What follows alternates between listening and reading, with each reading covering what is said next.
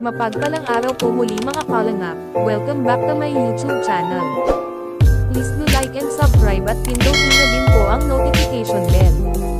Wow, Kalangap Angels nagkakaisa na. Reyna nagpakitang gilas nga ba?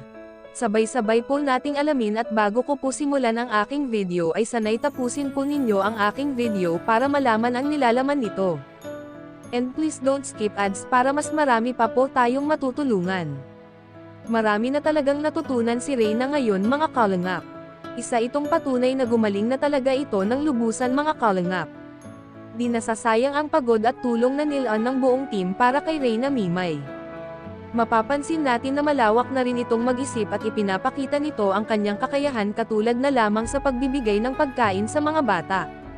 Marunong na rin ito magpahalaga sa mga taong malapit at napamahal na rin sa kanya.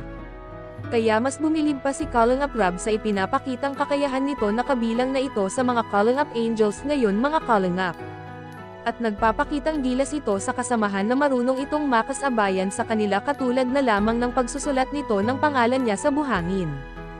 Kahit sa sayawan at kantahan ay hindi rin ito nagpapahuli sa mga Kalangap Angels mga kalangap, kaya malaking tulong talaga ito sa sarili ni Reyna para sa kanyang more improvements pa. Bago ko po tapusin ang video na ito mga kalangap ay gusto ko lang po pasalamatan ang ama ng Kalangap team na si Kalangap Val Santos Matubang, Kalangap Rob at Ate Edna Vlogs. Muli po maraming salamat at God bless everyone.